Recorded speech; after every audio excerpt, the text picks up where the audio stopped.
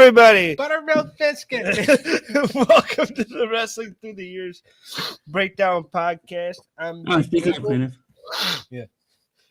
I'm Dizzle, and I'm here with Dutchie. Hi. And I'm here with Eric. What up? What up? And we got C Money. What's up? It's good to have everybody here.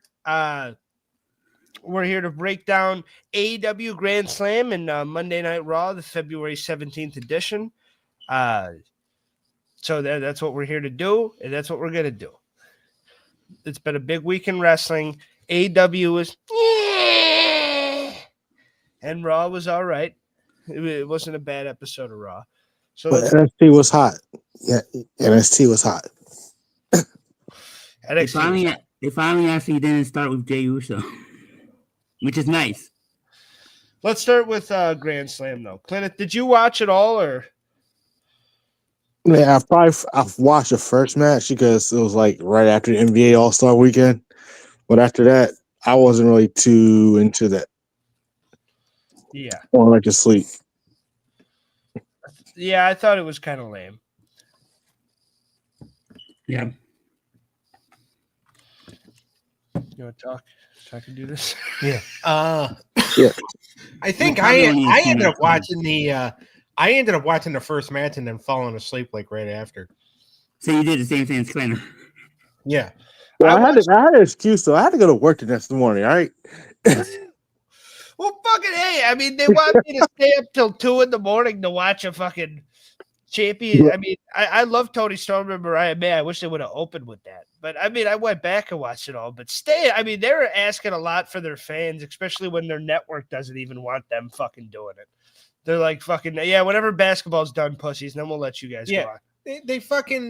They delayed them for a dunking contest. Not a game, nothing important, a dunking contest. Yep. Yeah. All-Star weekend is not what it used to be, yo. No.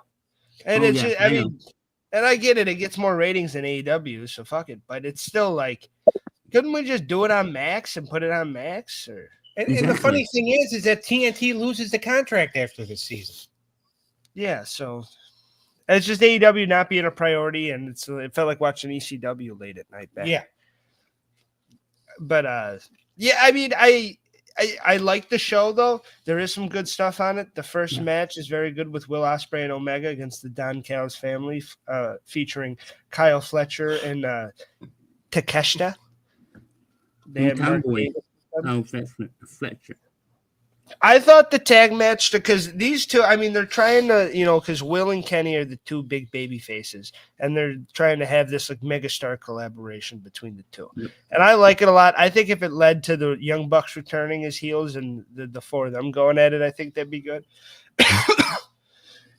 But I will say, I would have rather these two against Lance Archer and Brian Cage. That would have been I great. think those are the big believable heels in the group. Kyle Fletcher's, there's something to him, and he's not bad. And Takeshita, I mean, he's getting pushed pretty good. He is, and Takeshita's, very good in the ring. But Kyle Fletcher and Danny Garcia do nothing for me. Well, and I know that's the young stars that they want to be over, but I wish they picked different ones. I mean, to be honest with you, Konosuke Takeshita kind of just looks like Yoshitatsu on steroids. Yeah. He's got size to him compared to the rest of these guys. Yeah. What'd you say, Eric? He is very good in the ring. Yeah. I think he's very good. And he's got size, which AEW needs. It's nice having – he's got size to him. He's a believable big dude. And I thought the tag match was very well done. It was a great opener. Everybody got their shit in. Kenny and Will have pretty good tag team chemistry. I can see these guys. I know they're probably not going to go too far with it, but I do like the little union of these two so far.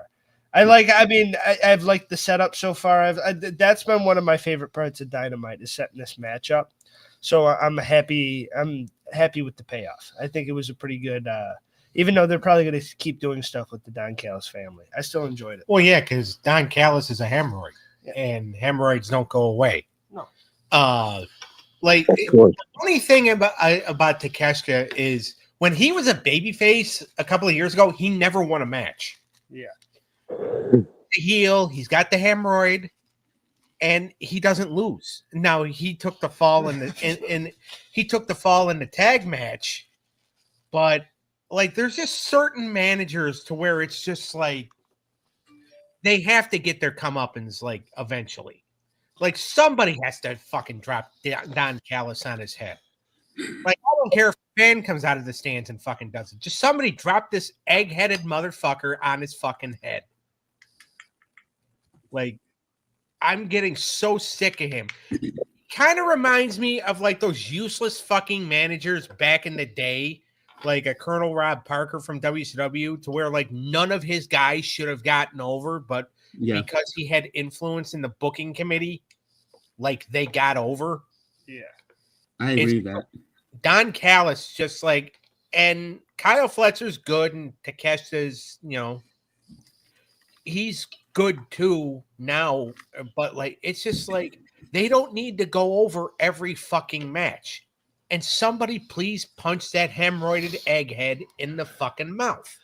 I mean, the setup for them of having those two beat Buddy and Brody like last week, and then Buddy gets the title shot against Okada, that's just bad booking. That's just not setting it up well. I think bad booking is Tony Khan's middle name. And I don't want to dunk too much. I try not to dunk but it's easy to do with this. Why not? TNT did it, and it delayed it delayed Grand Slam 15 minutes. All they did was dunk. Very nice. But what's some impressive dunks though? I will admit the guy who won was impressive. Yeah, yes, he was. You didn't watch. That's his third straight year. I saw the highlights. No, I agree with that. I disagree. Kyle Fletcher is a fucking bum. Takeshita is you worded it wrong when you said Kyle Fletcher's good and Takeshita's It's the other way around. Kyle Fletcher's a bald idiot.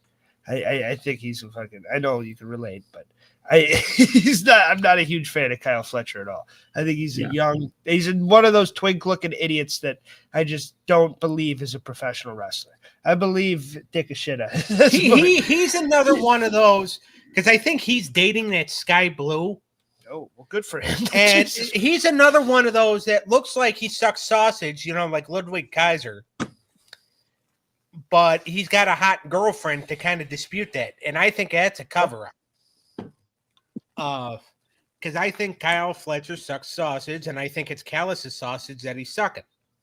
Or the other way around. Who knows? Right. But what would we give this match out of a what? I give it a solid 4. Good opening match.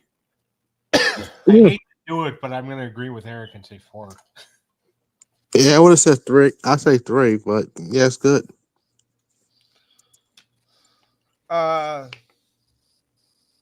3-8. It's pretty close to a 4. It was a good opening match. It's not the best thing on this card, in my opinion. Mainly, Kyle Fletcher kind of takes it down for me a little bit. It's the longest match out here. There's a lot of good stuff, and it's fun seeing. But after a while, it just felt like a highlight reel for Ospreay and Omega. It's like they're just. I don't think Fletcher has any personality. No, he doesn't do much for me as a villain. As anything really. I don't enjoy him, and I don't enjoy Danny Garcia. Hopefully, they can make me enjoy those two guys soon. Next up, that sounded weird, but next up, Mercedes Moné versus Harley Cameron with the puppet of Mercedes Moné for the TBS Championship. How is Harley Cameron getting over? I don't understand it. I can think of 2 reasons. Yeah, me too. Like, she's not even that good looking. She's got fake tits, though. Sasha said it on TV, I'm pretty sure. Yeah, well, what the hell would Sasha know what fake tits are? Hers are fucking flat. Hey. She is from outside, so she was going to get I know it's the truth, but that's the CEO. So. Not a podcast. She's hot. Well, I didn't say Mercedes wasn't hot. I'm just saying she doesn't, I get what you were saying. Her melons haven't grown. It's understood what you were saying. Like, but no, Harley Cameron just like as a heel, she should be an annoying heel. She should not be an over baby face. I mean, think of how like she started in the company. She started working as like a valet for Q Marshall when they tried doing that QTV, which was a ripoff of TMZ, but it was just something so QT Marshall had something to do. Because he wasn't, because Cody wasn't there to give him the strap on anymore. And then, like, when that failed, they put her with Saraya and Ruby Riott as the Outcast because Tony Storm had realized that the Outcast sucked, so she went and did her own thing. Yeah. And she couldn't get it over there. And then Ruby Riott begged Angelo Parker to plant his seed in her so she could be taken off of television. So fucking she couldn't have anything to do with the stupid Outcast thing anymore. Harley Cameron's been doing some good shit. I've enjoyed it so far. Yeah, I don't know. I can't get behind that. Even my water bottle's disagreeing with me. Yeah, I mean, I think I don't even know who she was before this match. Really? Well, I mean, dude, watch Dynamite. She's been on Dynamite. I mean, she's been singing. She did the MoneyE. I want to ride the money train. And she's been, I mean, the people fucked with her in Australia. Hometown hero, and people were loving it. And when she did the Feel the Wrath, everybody was doing it with her. I thought, you know, obviously she's still a little green, but I think Sasha worked her to a pretty good match. And I thought it was a pretty decent women's affair. It wasn't anything like the main event, but it was something cool for Mercedes to do and good experience for Harley Cameron. Exactly. I give it a 3 too. I give it a solid 3. I'll say 3-1. Yeah. 3. All right. Now we got the Death Riders, John Moxley and Claudio Castagnoli, with Marina Shafir with the briefcase with the championship in it, against the Rated R superstar Cope and Jay White, Switchblade Jay White. And, Moxley wins by TKO of Cope. You know, he makes him pass out, the old classic wrestling figure. Which makes no fucking sense. Well, you got to protect Cope. He's a big star. You protect Cope by beating him? You're supposed to make him look strong leading up to this leading up to this match at Revolution.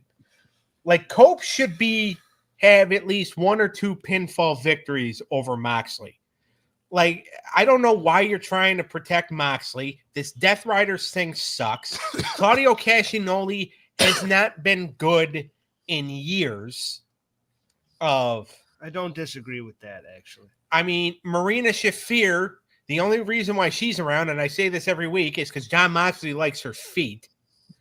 I don't mind her in the gimmick as much as everybody else. Really? She's the tough chick. She doesn't look as She bad. Should be at home pumping out babies for Roderick Strong. That's her husband, by the way. I don't mind her as much. I don't mind her either. This whole thing of like this whole Death Riders thing, it was meant obviously, or might be obviously, I don't know.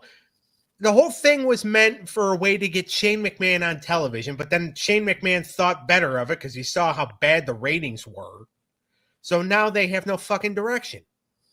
Yeah, and I really think also they really should have stuck with the Young Bucks, Okada, Jack Perry Elite takeover instead of going with this, especially so soon.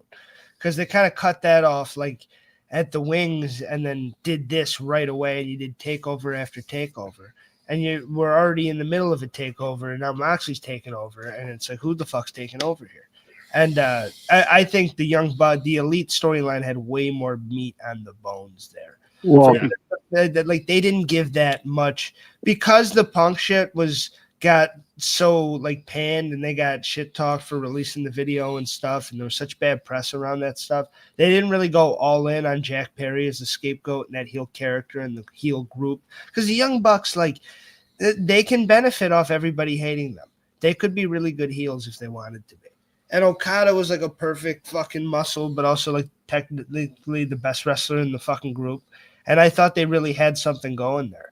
But to kind of shelve that for this, I think is a misstep. I think they thought that was a misstep, and I think that they thought, and I think Tony thought that this would correct that.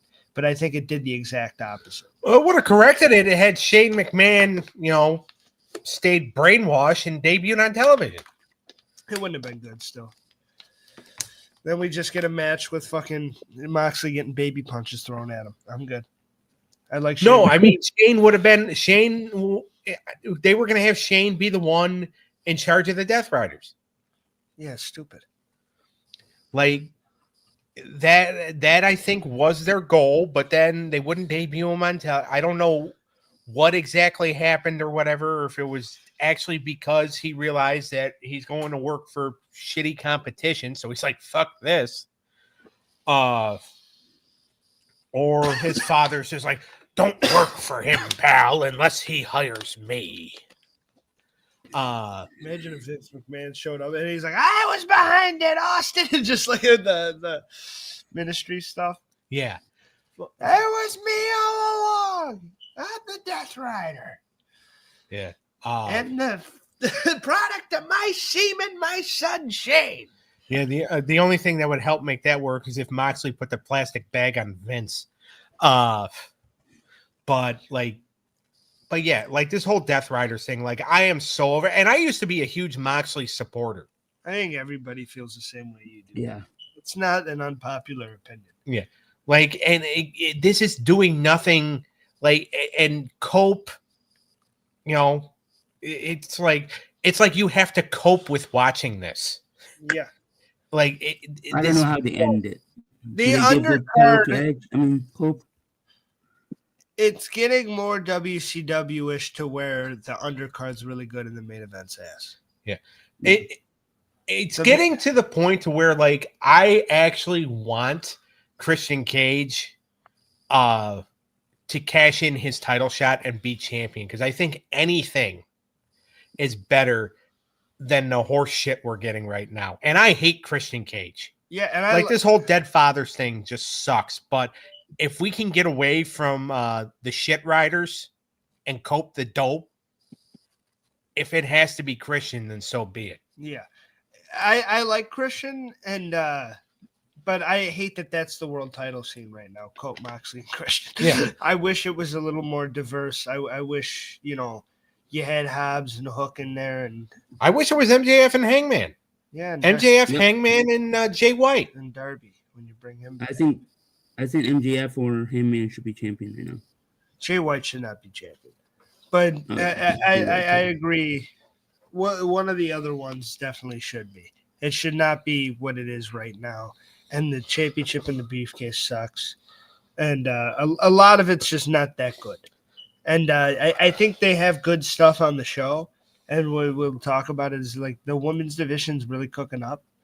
For AEW used to get panned for I think the women's division's one of the better things about the show nowadays. Fucking tonight we're gonna get Chris Statlander taking on that that Amazon looking Megan Bain. Yeah, she's got a lot of potential. She's very talented. Yeah, and by the way, they kept her fucking locked in a closet for 2 years.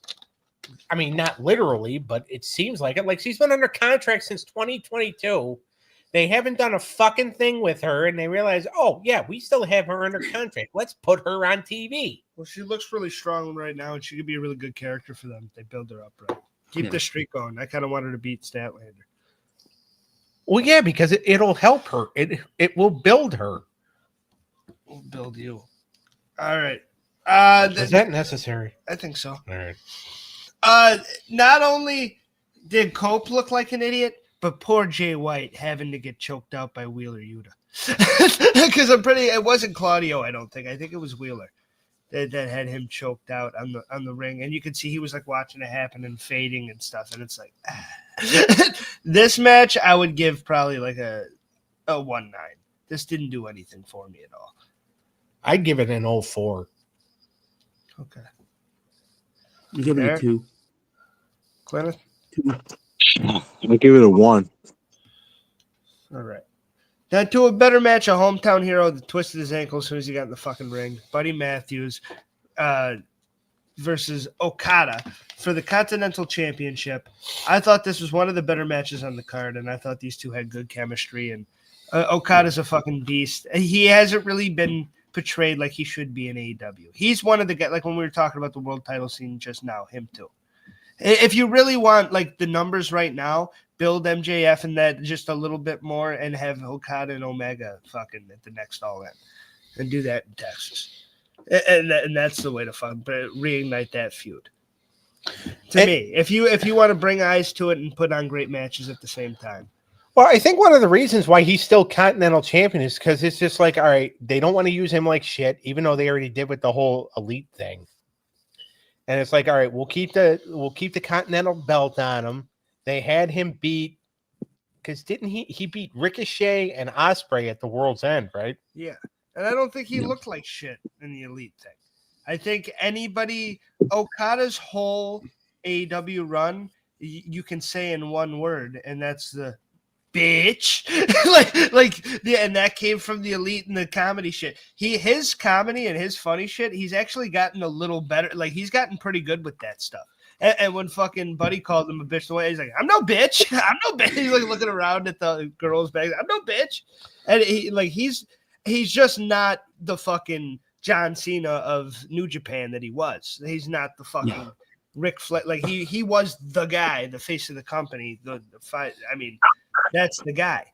And he's not that here. But he's still like, I mean, the Elite thing, I think, was kind of the best shit he was doing. And now he's kind of floating because they don't have anything for him, really. Right. They're like, oh, go put on good matches for this belt because that Elite storyline didn't work out. So we'll see. I think they should combine the international and continental championship. 100% they should unify those belts. Him and Takeshita would put on a great match, and I also think the women's belts, the TBS, I think you should build it all in for Tony Storm and Monet.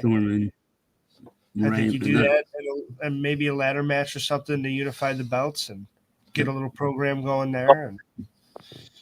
I'll agree with the men's. I don't think the women. I think the women's need their mid-card belt. Why? I mean, that division's good right now, but is it good enough to warrant a mid-card belt? There's not enough women that they use. In my opinion. I think, and that's why I think they start using it. Because if you think of it, they already have that one title match, we're only going to get like one women's match. It's just going to go right back to where it started. Only one or no women's matches on AEW if they get rid of that TBS title, but you can find that belt. I see what you're saying. I think you can have a definitive world champion and still have a thriving division with good programs and good matches and still do stories without the belt. I think because the TBS, I mean, it's Monet's, she's making it worth something. But before that, I mean, Jade was a notable holder. But, I mean, to me, the mid-card, that division, to have one reigning world champion and a bunch of stuff going around it and a few women in the mix going for it, I think that's the way to go. Well, remember, when Jade was champion, they had one specific person that they wanted to break her streak. And then when that person got hurt, which was Statlander, for anybody keeping score at home, when Statlander got hurt, Tony Khan did not want to go a different direction because he had promised the win to Statlander. He had promised her the moment. Now, that's all well and good, but when you have somebody go down with an ACL tear and they're going to be gone, 10 months or whatever the hell it was, it's like you have to have a backup plan. Yeah. The only backup plan Tony Khan has is to be an idiot. So, so Jade would have lost that title a lot sooner than what she did had Statlander not gotten hurt, or Tony would have had Tony Khan would have had a backup plan, but he promised it to Statlander. So Jade's reign got a little dull and boring because there was really nothing else for her to do because they were just waiting on one person. Yeah. They didn't want to build up anybody else. Yeah. What would we give this match? Okada and Matthews. I thought this was pretty good. I'd give it a 3-9. Despite the fact that he twisted his ankle coming down from the ropes, I thought he did a good job. I would say 3-7. Yeah, you wouldn't even tell he injured his ankle. I give it a 3-8. I'll just give it a 4. You was out to 3. What's the decimal points? Hey, you were on Eric's side about the fucking decimals on the rankings. I was an asshole about that, but now it's no decimals. Wait, I never said anything. Wait, did I? I don't even know. Yeah, you did. Yeah, you did. We have footage. We have footage. Okay, fine. Go. Yeah, okay. But I see. I mean that it was a good match. It was a really good contest. And the thing I feel bad for Buddy Matthews for is he twists his ankle coming off the ropes while his wife is sitting in the crowd. His wife, who did the fucking 24-hour trip, flew all the way around the world to go to Australia so she could watch her husband work and have the biggest match of his career in AEW, and he jumps off the ropes and twists his damn ankle. Yeah. And by the way, the only thing that took away from this match is you knew Buddy Matthews was not going to win it. There was no thought in my mind that's like, oh, he could get it. Even when he was building this comeback, it was a great work match. The psychology, it was all awesome. But I never once thought, oh, Buddy's going to win. They wanted one big moment on the show, and that was what's coming up. Yeah. And also, they built nothing to this match. Besides, like a couple, the little backstage shit they did was good, but it was not built upon at all. And like I said, you just had Buddy lose on TV last week. Well, he's not even coming off a win here. And the thing is, too, is that this show was so piss poor built, kind of like the main event was built and the opening match was built very well.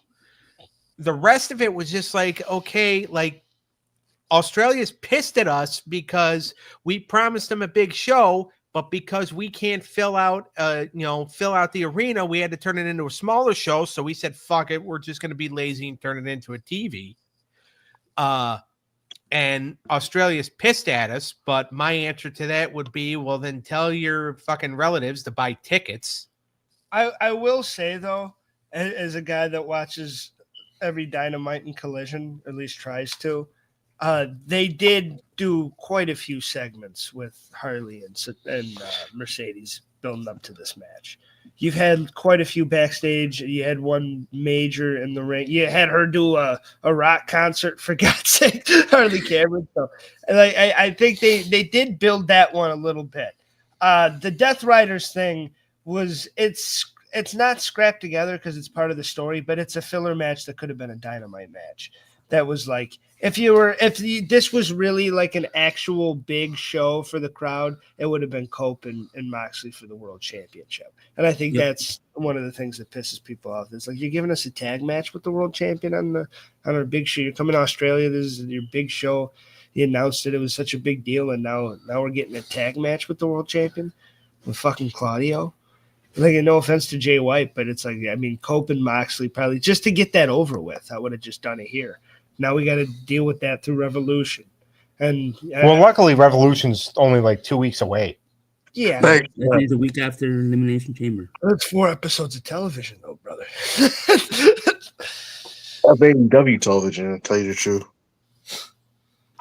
Yeah, and AEW's got a lot of good stuff going for it.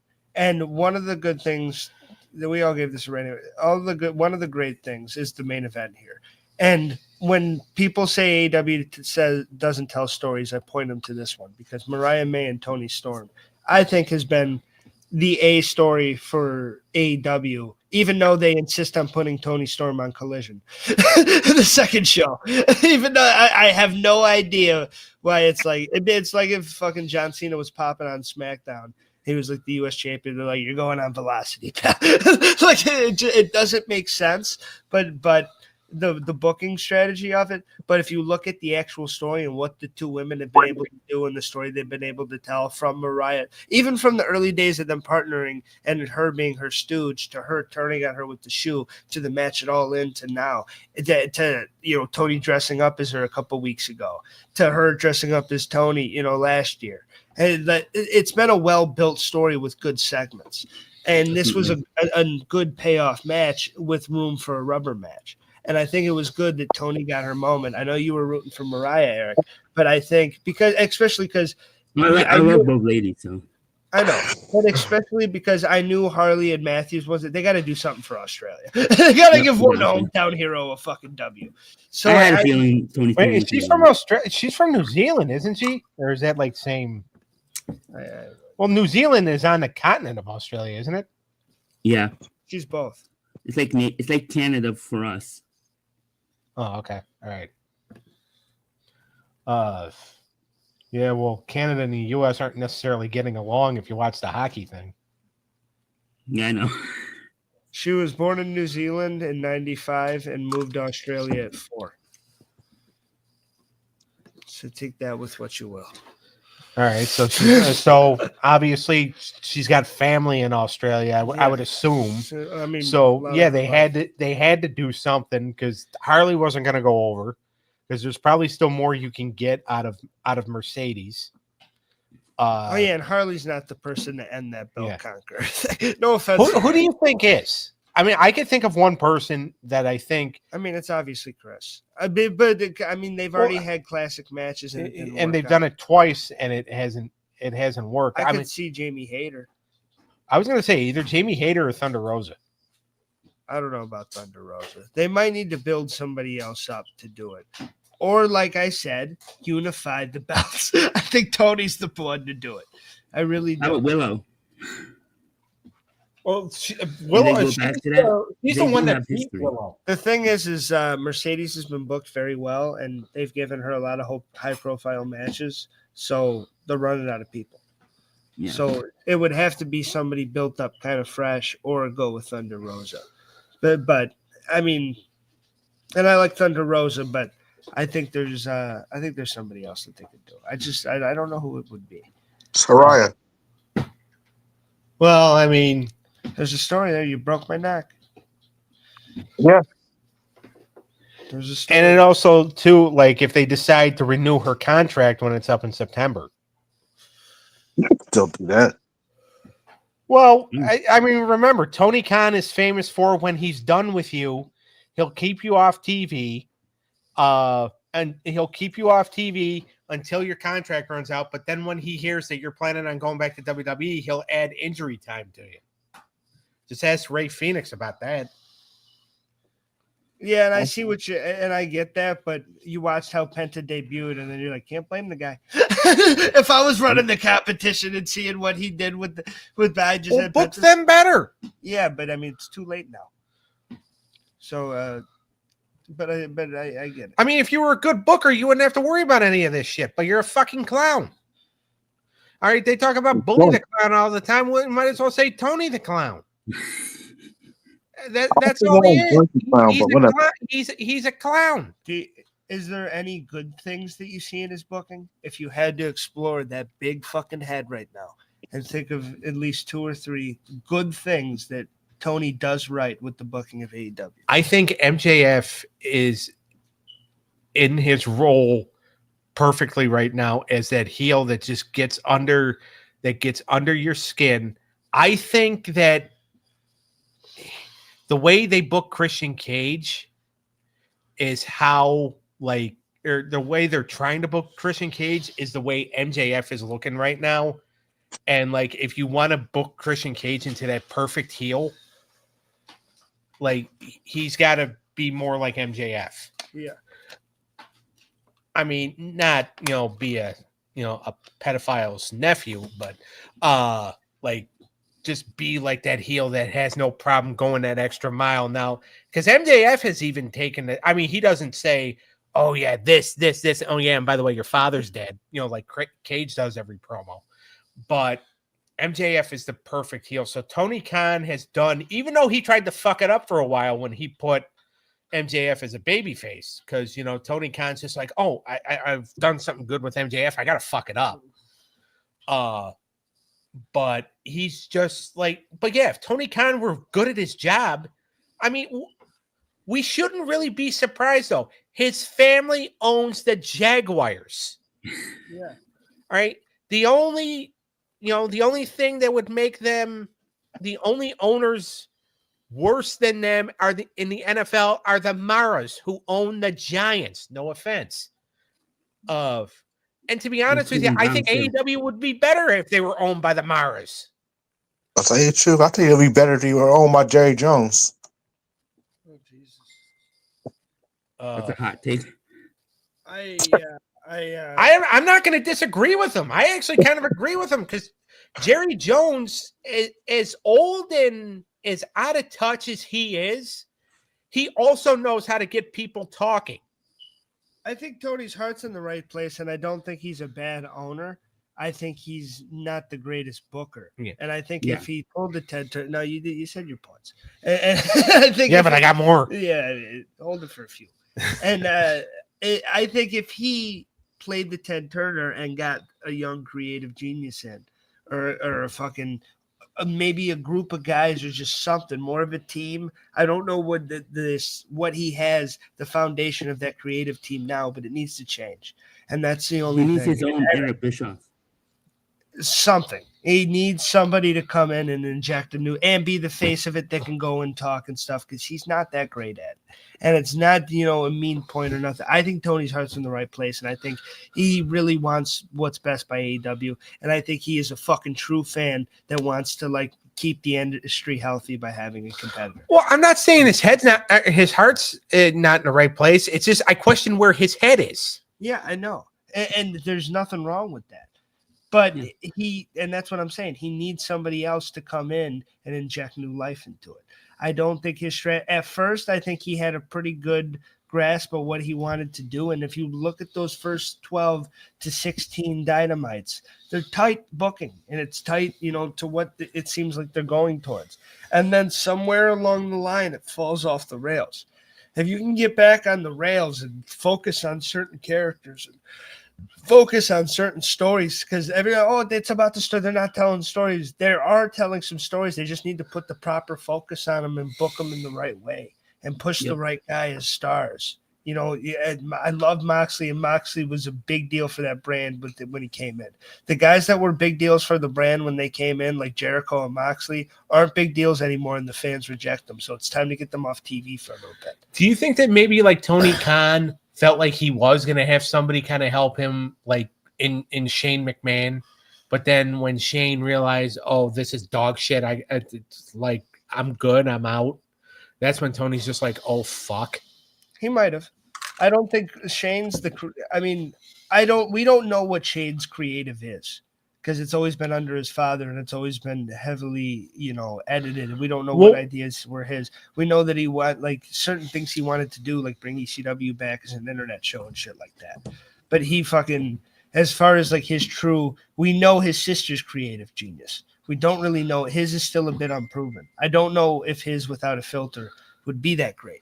Well, and the thing and the one thing we also have to remember too about Shane is he's the one when the 2022 men's Royal Rumble match turned out to be an absolute piece of dog shit.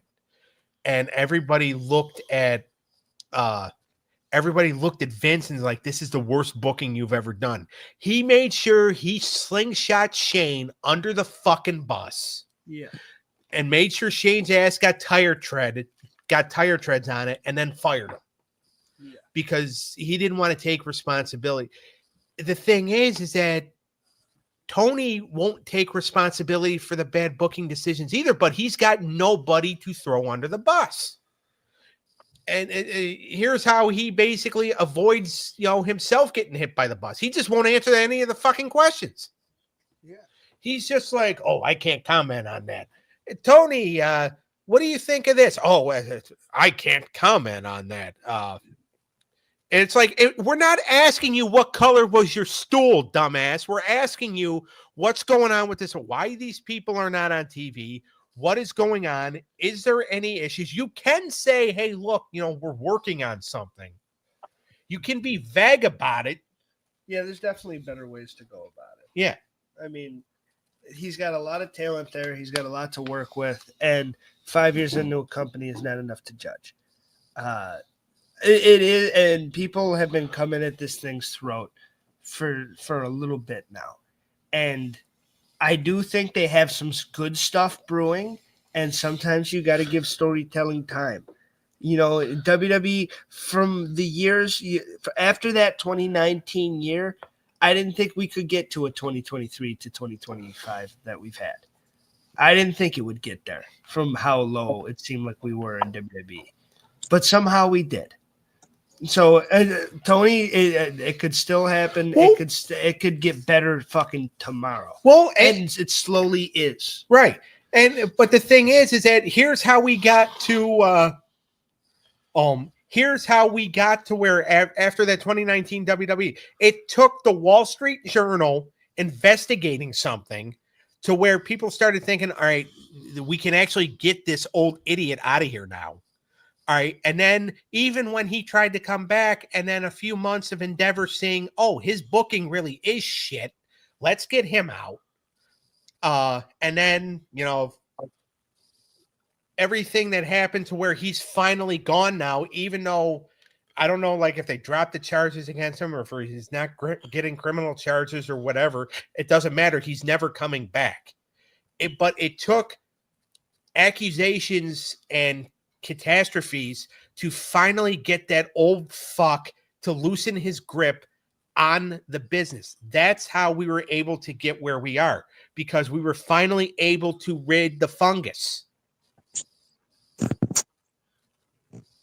07 sucked as a year, right? 07? Yeah. 07. I mean, TNA was doing some okay stuff. No, for WWE. For WWE, they had a really good Royal Rumble. They had a decent WrestleMania, but then a tragedy happened and things just went down because now people started using that as a way to try to kill the wrestling business. 08 picked up pretty good, though, in my opinion. Yeah. So that's what I'm saying. It can get better. You can be low in the booking under the same guy. That's a great counterpoint to, yes, we needed a whole new guy. With the Tony Khan situation, though, it's not the same thing. You don't need a whole new guy. He can still figure this shit out. He might need a new guy to come in and help him. He needs help. He needs help. But it doesn't need to be a brand new. He needs to be. Tony Khan, as the owner of AEW, is going to make this company successful. Yeah. See, Tony Khan's 42 years old. All right. Vince McMahon is in his 70s. He's going to be 80 this year.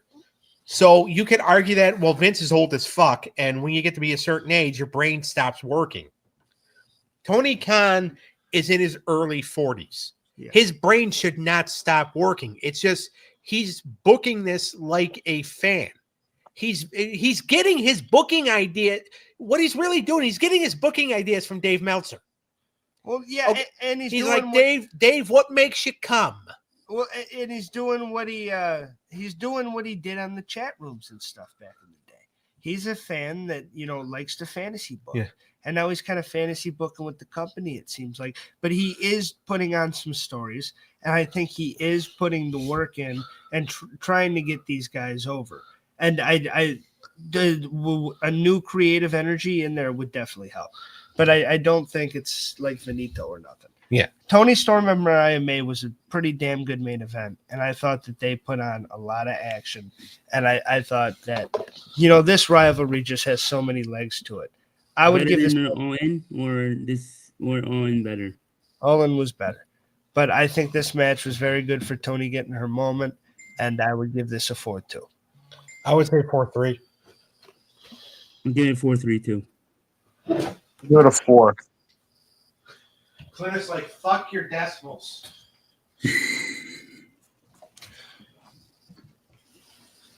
All right. Overall, for the show of Grand Slam, out of 10, I thought it was a pretty decent show with good AEW action. I don't think it was as underbooked as everybody's saying it is, but it was missing a couple things. I would overall give the show about a 6-2. I give it a 7. It was a solid show. I enjoyed it for what it was. I agree and say 7. Cleneth? Man, I will give it a 6. I said you had a good, solid opener. The main event was awesome, but the middle was in between. Yes. All right, Raw, February 17th. What do we think, boys? Raw. I think that's the day that comes after February 16th. You know you're very close to getting kicked off the show, right? I don't think you had the heart to do that, sadly to say. That's fucked up, man. I mean, he is my own brother. Yeah, no. You would do that. I feel like he's gonna be a pussy though, but it's okay. But he is my brother.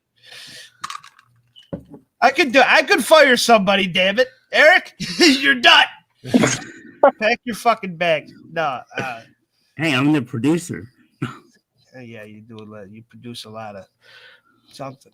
Yeah, well, I mean, technically, out of all the producers I've had for podcast, Eric is my favorite. But then again, the producer I had on the show I did beforehand was an absolute piece of shit. Which Eric is not. So there you go. We're Eric's just Thanks, Doug. You're welcome. So Raw starts with Sami Zayn. You couldn't even let me give the full compliment. Well, we're already going an hour in, and I think you're about 36 minutes of it. So, let's get into. All right. Raw. So if we're at an even number, I don't even need to talk anymore. I'll stay in an even number. Oh Jesus! All right, Cleneth, Just kidding. I'll talk. Cleneth, I know the opening of Raw with Sami Zayn and Adam Pearce and him begging for this match with Kevin Owens. What did you think? I think that he wanted something that I know that he's not ready for. I mean, we've seen this Sami Zayn, Kevin Owens time and time and time again. I think and somebody always end in the same story. Kevin Owens killing Sami Zayn. It's never Sami Zayn winning. It's always Sami Zayn getting the tar beat out of him. This is not the Ring of Honor. It's not what they were used to. And since WWE, Kevin Owens just laid waste to Sami Zayn, and I figured this is going to happen again. I mean, you could be right because they're probably. I mean, after Kevin got killed by Cody Rhodes, they probably want to build him back up a little bit. Yeah. Make him look like a tough guy. And the thing is that like everybody's waiting for Randy Orton to come back.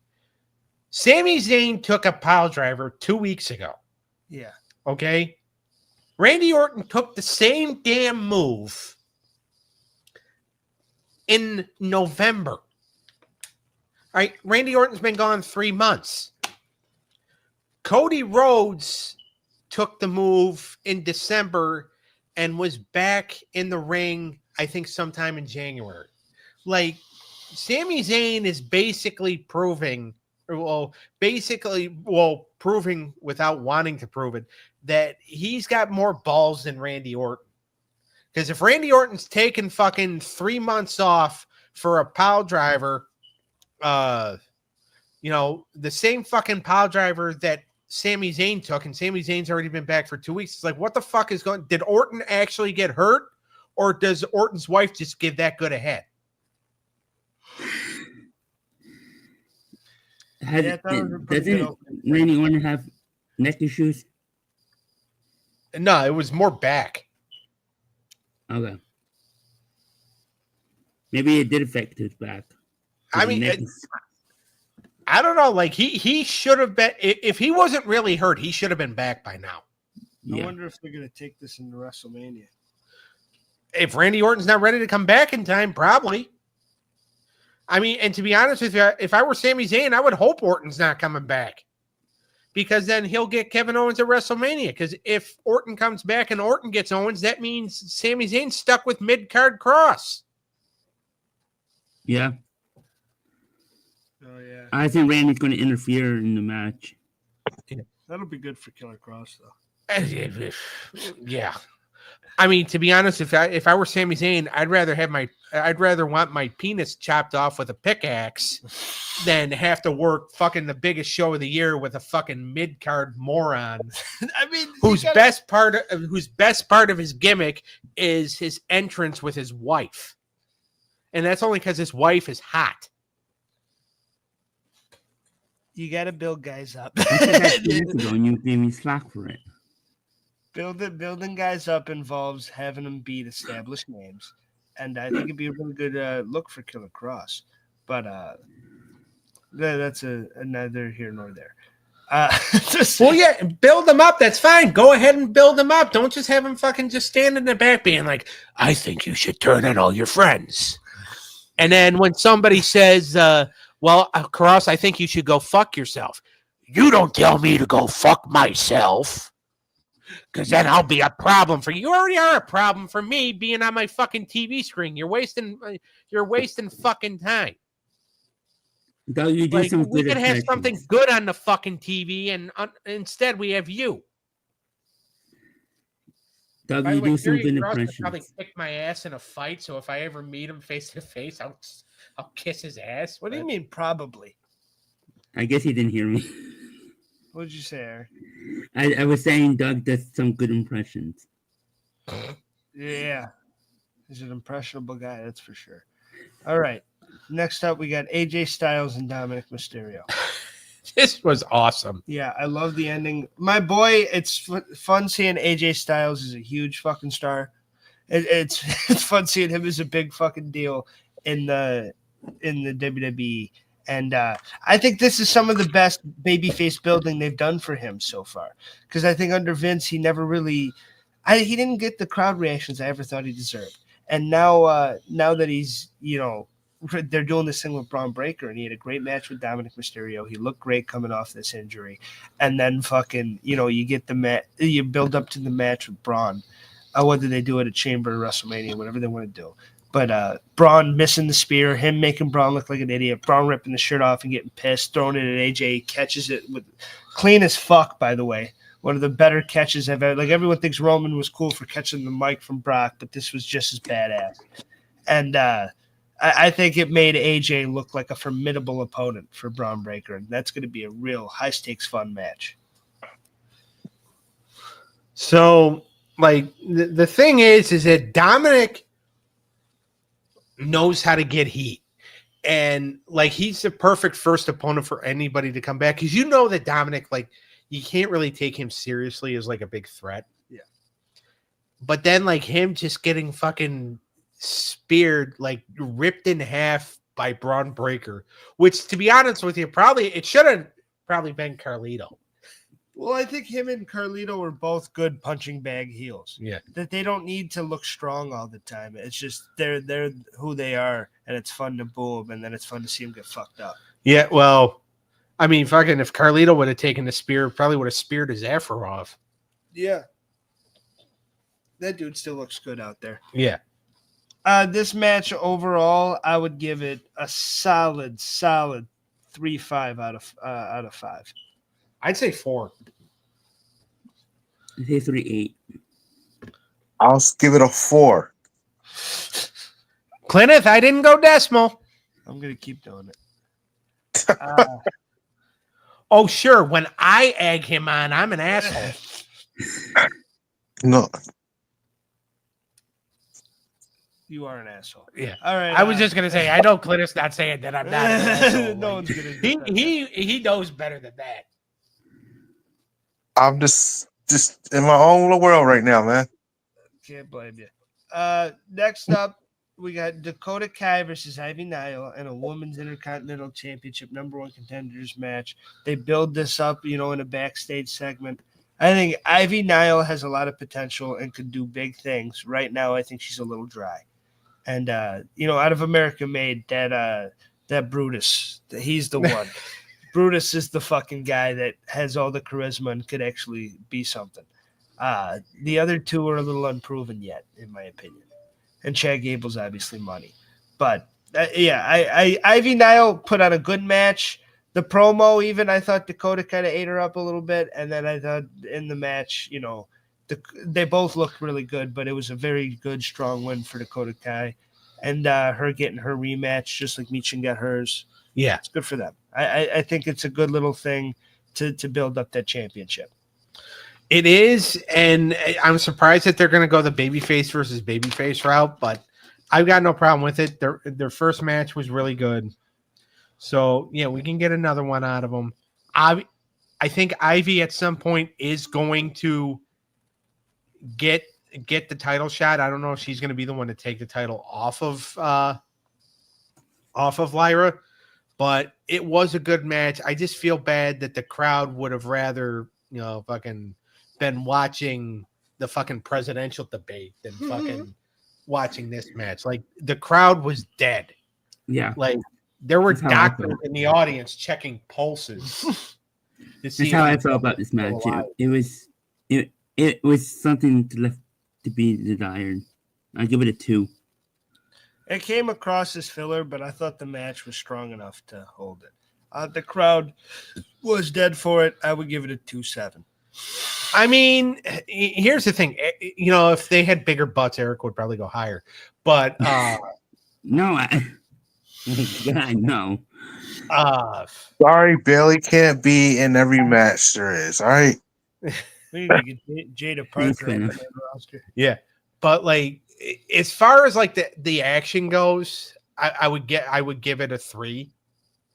I mean, the crowd dragged it down a little bit, but I think wrestling fans are stupid anyway. I mean, and there's living proof on the show, as in the guy talking right now. So like, I could care less what the fans think. Yeah. So I would give it a 3. A nice, energetic crowd does really help make a wrestling show, though. Yeah. But I will also give the match a 3 as well. All right. I just thought the crowd brought it down for me. Well, yeah, because I really feel like that's a wrestling fan's job. It's like, oh, we have a hot match. Oh, it's not Bryan Danielson or CM Punk, so we can't like this match. Yeah, but come on, dude. WWE lately, you think that the WWE crowds have been hot as fuck. Maybe this one was just kind of filler. Like, I mean, they were in the hometown of dipshits, the Flairs. So like, and Ric Flair, fucking pays people to keep him relevant. Charlotte's a great wrestling town. but great WCW town, Doug. Yeah, you know that. I know that, but that doesn't mean that idiots don't live there. Like, they're yeeting, they're doing all the shit. Everybody, the crowd is fucking with it hard. This match just didn't have the sauce on it. Dominic and AJ had great reactions. Great crowd reactions. Maybe the crowd thinks that Dominic and AJ are better looking than Dakota and Ivy. I mean, AJ Styles is a handsome man. Yeah, but that I'm still waiting for Dominic to put on that banger of a match. I'm sorry. That's what he's missing. You're right. He's missing that banger. You're right. I agree with Cleneth. Didn't we touch on it on the show? I don't know if we did, but he has everything. He's the total package. He's a great heel. He's channeled as an Eddie Guerrero. He doesn't even have to talk. His character works fun. He's kind of funny. He's got a charisma about him. He can work. He can put on a good match and an acceptable match, and he can do his job. The one thing missing from his resume is that 5-star classic. We don't have one. Oh, you remember that SummerSlam with him and fucking you don't have any of those with him. There's not one where, oh, dude, him and fucking, Bad Blood when he fucking took on, it's never. There's a couple moments, big moments for him, but not fucking matches. I agree with that point forward. This was good though, and AJ carried it, and it was a fun, energetic match, and a good way for AJ to come back. All right, next up, Gunther and Jay brawl. After Gunther is yeeting in the crowd. Yeah, and Gunther talked about how bad it smelled, and he was mad to be in the crowd, and he's like, "I hate these idiots." And Gunther is a great heel. Jay's a great baby face. I like the direction they're going. This build has been fun so far.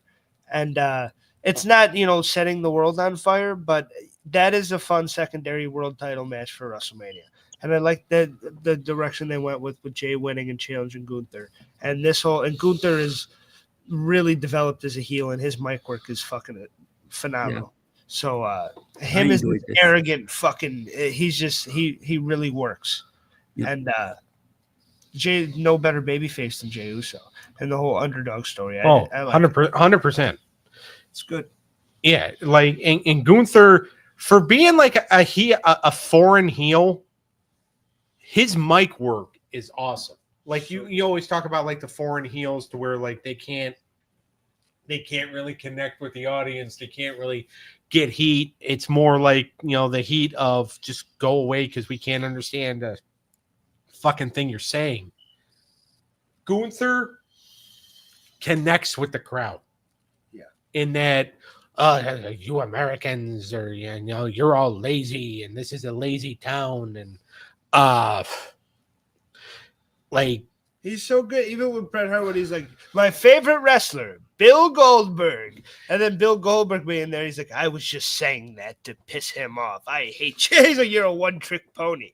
Like, Gunther has just been so good on the microphone. Yeah. And just you're not on my level. Just like him looking at him in the eye, you are a tag team wrestler. Like, he just has to say these statements and they come across as impactful and powerful.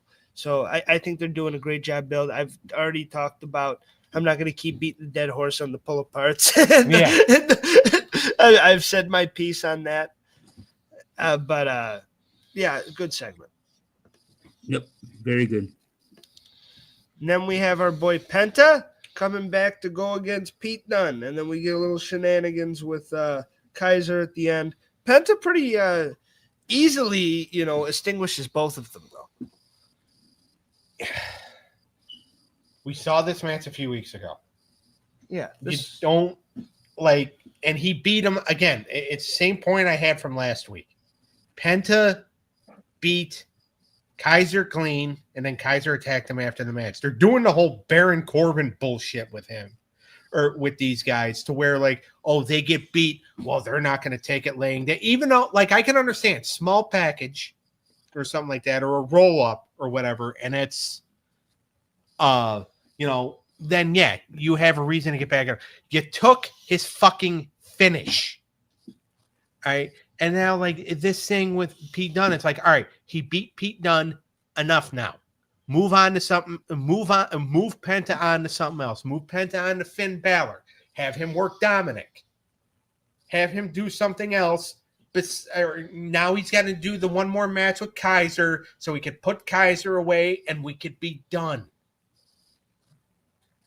Like, build the guy up. Don't build him sideways. I think they're waiting for Felix to come. That's why they keep doing this. Who's Felix? Ray. His brother. His name is Ray Phoenix, not Ray Felix. You never heard of Ray Felix? He was a plumber back in Des Moines. Oh, God. My bad. Sorry. No, don't be sorry. Good match, though. These both guys can work. I don't mind seeing Penta and Pete Dunne again because I like both of them. Yeah. I understand your thoughts on Kaiser, and I understand. And I said this last week that I don't love the revisiting of this, but in the revisiting of this, Penta has not looked weak whatsoever. Penta has been. He has outsmarted these guys. He's beaten, but he beat. I mean, Kaiser came in. He beat Pete. Kaiser tried to hit him. He fucking jumped on both of them and still looked like the man. So in every single situation, Penta has looked badass. I think if they do maybe one triple threat, Penta wins that, and then you move on from it. I don't hate it. But if you drag it out for another month, then we have an issue. I'd like to see him on to bigger and better. But it seems like they might want to maybe Elimination Chamber time, like the next couple Raws, do Braun and AJ, and then maybe keep Penta in this for a little bit. And then get AJ out of the way and maybe do Braun and Penta for WrestleMania. If that's the way they're going, then I understand. If they're not doing that, they're just building to Braun and AJ at WrestleMania and they don't have a plan for Penta, then I don't know. But if that's what they're doing, then I don't really hate it. Well, he's gonna end up fighting the New Day on behalf of Rey Mysterio. Like, we might as well just call it now. Well, and Gable. Yeah, that's what I was gonna say. That's my idea was too. You can't forget about. Yeah, you're right, Eric. But you can't forget about the guy learning the lucha arts right now, Chad Gable. Fucking figuring out, masterminding the lucha craft. And he's on his return. So, and if any of the guys are going to wrestle Penta again, him and Gable can run that back. Well, all yeah, day. because that match was fucking phenomenal. Yeah, and those are two great workers. So I'd You love. think sorry. No, You think don't- Gable finds a tag team partner and then his brother comes and they do a tag team match? maybe wouldn't be mad, wouldn't be mad at it. I would give this I give it a 3. I would say 3 as well. I give it a I like 3-3. it. There you go, Cleneth. I didn't do a decimal. All right. I did a Roxanne decimal just for Perez, Cleneth. Roxanne Perez and Raquel. This is a pretty good match. This is to qualify for the chamber. Liv gets involved. Bianca and Naomi come out dressed as the girls from Bring It On, which I thought was a nice touch. And all the chaos ensues. You know, Roxanne gets the pin. They're really building her up coming from NXT. And as a Roxanne Perez fan, that makes me very happy. I always thought that she could be a really good member on the main roster and a good addition. So the way that they've kind of slowly, like she's still doing NXT stuff, but they've kind of just seemed her in a little, and she's having a great month. And that Royal Rumble performance and coming off that, she's keeping the run going. And it seems like they're kind of going in a direction with her and Bailey. So I like it. we'll see what happens. Yeah, I like it too. This match was cool. I mean, again, it's Raquel Rodriguez is there for one reason, and that's to be the Diesel to Liv Morgan's Shawn Michaels. The thing is that Diesel actually had charisma. Raquel Rodriguez, she doesn't. Right. But Roxanne Perez has got a bright future in the main roster. And So- for a heel versus heel, not terrible. Yeah. So I'm gonna give this. I'm gonna give it a 3. I'm giving it a 3-7. 3-1. Ugh. I'm going to give it a 4. All right. Oh, he's high on it. Well, he's going high on it because he does not want to pick a fucking decimal. All right. Cruz del Toro, Jacqueline Wild, and Dragon Lee in the best that they've looked, honestly. Yeah. Defending their Lord and Savior, Rey Mysterio, against Kofi Kingston and Xavier Woods. Great promo, great segment. New Day has became, I know those New Day haters are having trouble liking this, but this is good shit. The New Day heel run has been very successful so far. They've been some of the best heels on the show. They need to get wins now. They need to get wins, and Yeah, I think that's what like. I can't enjoy this New Deal heel run because all they do is look seem like a bunch of punks in the ring. I'm sorry. Even this segment made them look like punks how they got chased out. Even though it was a 3-1 beatdown, I just need some wins under the belts. 100%. But I think they're going to beat these guys, right? I mean, if Dragon Lee goes over on them, you can kind of call this thing a wash. But I think they're going to beat these guys. The promo was great. Kofi Kingston, fuck Rey Mysterio. I've been here longer. I'm better than him. I have more championships than him. Now, I've been booked better than Rey Mysterio. Damn it. That's what he said. And it was fucking awesome. his title reign was, until Brock killed him in 6 seconds. But, all right, so here's the thing. So Kofi debuted in 2008. Ray debuted in 2002. All right. By the way, 2002 came before 2008 for anybody keeping score. Kofi never left. I thought you was reminding yourself that, but go ahead. Kofi never Well, left. two birds, one stone, Cleneth. Yeah, Kofi never left. But, all right, so Kofi was there from 2008. It's 17 years now. Yeah, let's do the calculation. So what was Ray's first run in the WWE? 02 to when? 2014. So how many years is that? 12. So that's 12 years. And then he comes back. In 2018. And then that to 25 is 7. So 19 beats 19 so beats 7. So Kofi lied. Fucking lie. But I can understand what he's saying because he's not doing the math. See, I did the math for one reason, and that's because I wanted to prove Kofi wrong because I love correcting people. now I don't like being corrected, but that's because I'm a fucking hypocrite. But the more championships has to be the truth, right? I mean, Kofi's won the Intercontinental title, what, like six And then the 6 or 7 titles, tag titles, they've won like 9 times, I think. a couple 15. of U.S. title reigns. Couple of U.S. title reigns. And the one WWE. Yeah. So as far as titles go, and as far as being taken seriously, Don't take it seriously, Ray. Still, Ray's a When bigger he's star. retired. Ray's a again, bigger star. Ray had a 3-month world title reign that saw him lose non-title matches to Mark Henry, Great Khali, Kane. Okay, all in a row. And by the way, when he wrestled Great Khali, he kicked him in the chest once. Great Khali's like, "Whoa, don't move." I get that, and he has been booked bad in areas. But any little kid sees any luchador mask, any luchador, they're like, Rey Mysterio. Yeah. every little kid and every like person, like he's kind of like the John Cena, Hulk Hogan, like you can say their name and people don't watch wrestling. Oh, the little guy, Rey Mysterio. Okay, that's not happening with Kofi. But he, as far as the more accomplished, booking and championship, like the way he's been booked in the championship reigns and wins, I think Kofi has been, a stronger competitor in that WWE universe, storyline wise. But I thought it was an excellent heel promo. I thought the LWO, that's some of the best they ever looked, and I love them defending him. But I love the whole. Why is this guy the locker room leader? I should be the locker room leader. Like, I thought that was cool. Yeah, but you turned on somebody who's beloved. Yeah, it's been a great run. And then we get the main event. I mean, it's like real quick. It's just like, every time I, throw a cheap shot Eric's way, Eric should be beloved. But, the fact that he on the cartoon show fucking trashed Thundercats and SpongeBob, he's not. Yeah. By the way, this week's going to be fun. I will be on.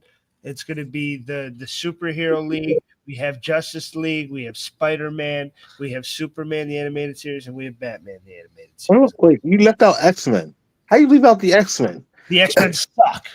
We did that in another league, Cleneth. They're already moving on. I love the X-Men. I'm just kidding. Okay. Just put respect on the X-Men's name. That's all. Yeah, they won their league battle. They're moving on. They actually have the number 2 seed right now. But they're no Justice League. Yeah, okay. Cleneth, if you're gonna watch, you can comment in the comments and give your ratings too. I want to try to. Well, we appreciate that, Cleneth. This main of so yeah, check that out, everybody. I will be on, and it's going to be a good episode. All right, the main event: Seth Rollins, Finn Balor. These two can never have a bad match, by the way. No. I know people bitch and complain, Finn Balor keeps taking pins. Pin Balor, it's always so predictable. You don't need to quit. You don't need to keep having this match. It's like they have good chemistry, Vince Russo, you fucking moron. People forget how good Finn Balor is. Okay. And Finn Balor is very good. He's one of those guys that I would actually like to see get in the ring with Penta, because they can have a really good match. Now, this whole Judgment Day thing, they just need to break up the group and be done with it. I like the backstage segment still. Because, what else are you going to do with it? What does Carlito do after that? Carlito probably gets released or something. I saw this on Facebook. Somebody suggested Black would join the new Judgment Day because he's a new member. Yeah. I don't think it's going to happen because they're going to put him on the same show as his wife, and his wife's on SmackDown. You can only do that if you want to take the Judgment Day seriously again, and I think that's past the point of return. They're a fun gimmick act, but they're not like a taken seriously heel group. They're a fun bunch of dummies. Liv Morgan's the most serious competitor in that group. And Finn Balor. I mean, I agree with your point. I think people need to stop bitching, but the guy doesn't win. If I'm going as a fan that watches the storylines, I don't think the Finn Balor's this badass that wins. Well, no, I'm not saying he's a badass that wins. I'm just saying is that people are complaining about the fact that they keep doing this stuff. They keep doing it. they're doing the matches because they have good chemistry. Well, yeah, and it's never a bad match. Now, if the matches sucked, then you can bitch. I mean, I'm still going to rip you a new asshole because most of you fans out there are nothing but assholes. Unless you support the show, then you're good people. But I will say this is one of the weaker Netflix Raw main events. Punk and Rollins is better. Rollins has had better, and Balor's had better because the street fight with Damian was way better than this. And this was a good match, but like as far as like the heat and like as far as like giving a fuck going into a main event of Raw, this has probably been the least one because and yes, the predictability, like you need Seth to Elimination Chamber. That doesn't I enjoyed the match and I enjoyed the show they put on, and I did know that Seth Rollins was gonna win. It would have been, oh my god, a shock, but you need Seth Rollins to build that thing with Punk. Well, and the thing is, too, is that right now they're just kind of on autopilot heading into Elimination Chamber because Roman Reigns hasn't been on TV.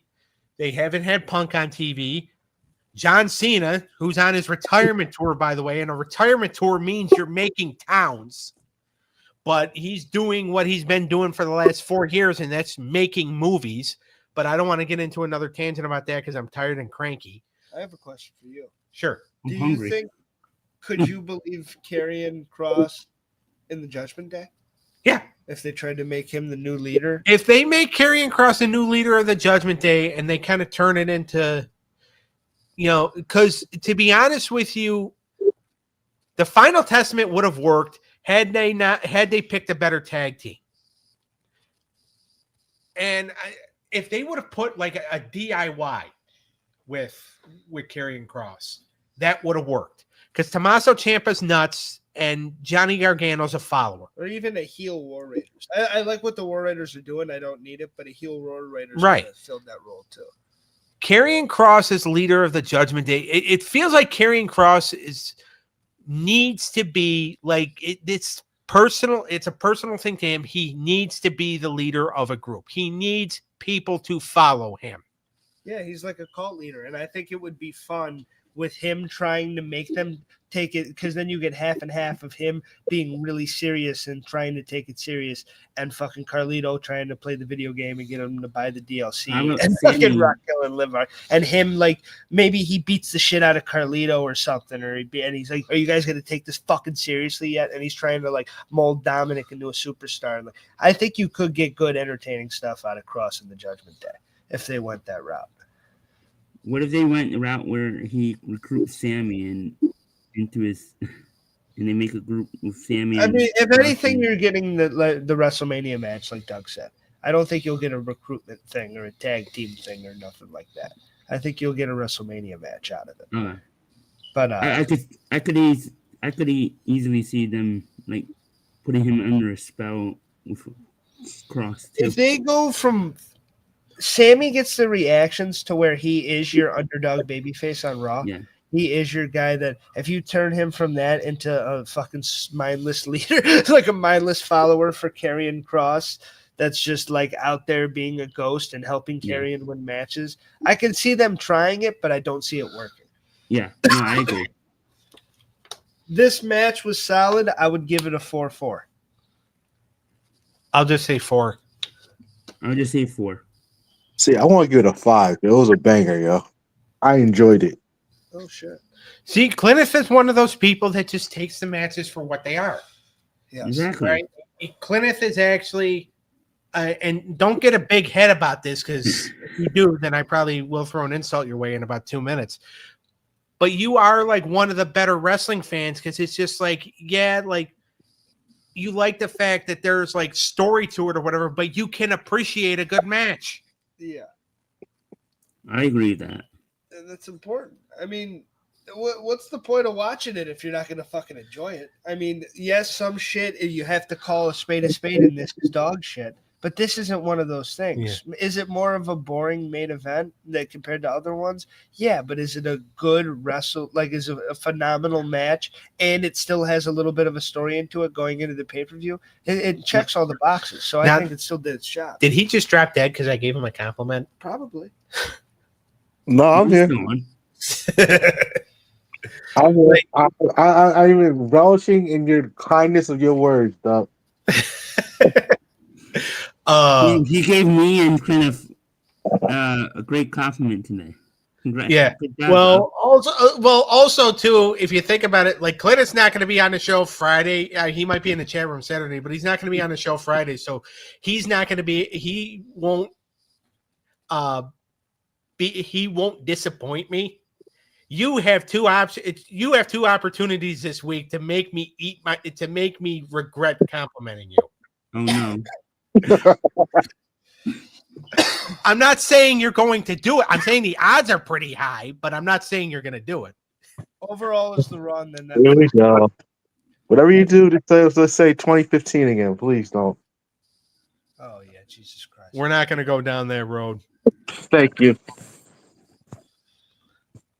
Which I still think it's funny. You're a part of. You were a part of the crowd that booed Rock at WrestleMania 18.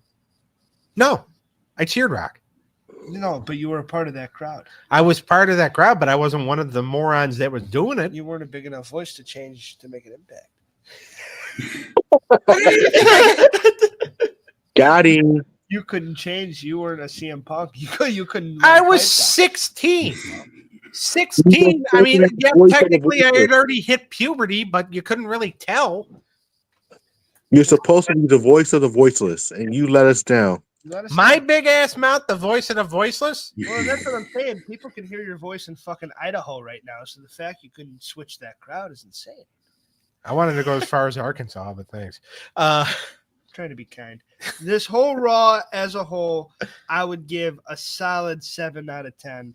I think there's a lot of good stuff on here. I think there's more filler than usual, but I do think that we built towards stuff going in the future, and there was some really good wrestling on here. I give it a 7. Eric?